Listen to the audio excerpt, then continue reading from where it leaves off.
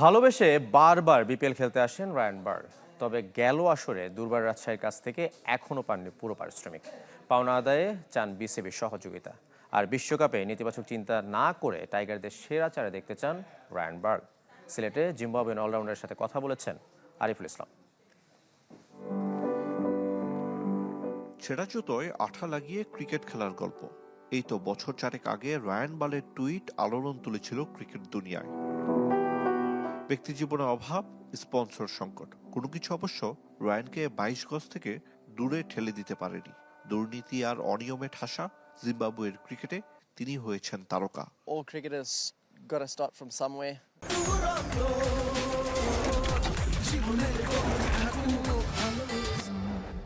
সবার জীবন সহজ হয় না, প্রত্যেক ক্রিকেটারের গল্প ভিন্ন।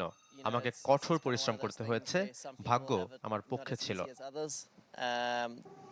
শুধুমাত্র ক্রিকেট প্রেমের কারণে বিপিএল খেলতে এসেছেন রায়ান বার্গ। শেষ আসরে ফ্র্যাঞ্চাইজি দুর্বার রাজশাহী এখনো পুরো পারিশ্রমিক পরিশোধ করেনি। পাওনা আদায়ে এখন বিসিবির সহযোগিতা চান এই অলরাউন্ডার। আমি ক্রিকেট ভালোবাসি, ক্রিকেটের সাথে থাকতে চাই, যে কারণে আবারও বিপিএল খেলতে আসা। দুর্বার রাজশাহীর কর্মকাণ্ড হতাশাজনক। বিসিবির সাথে কথা বলবো, আশা করি ব্যবস্থা নেবে। তবে সেই রাজশাহী আর এই রাজশাহী পার্থক্য অনেক। অল্প সময়ে ওয়ারিয়র্সের প্রতি ভালো লাগা তৈরি হয়েছে।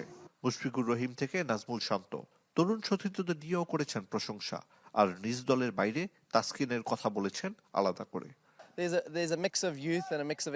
তাসকিন অসাধারণ পছন্দের একজন, তবে বাংলাদেশিদের মধ্যে কে প্রিয় সেটা নির্দিষ্ট করে বলা যাবে না।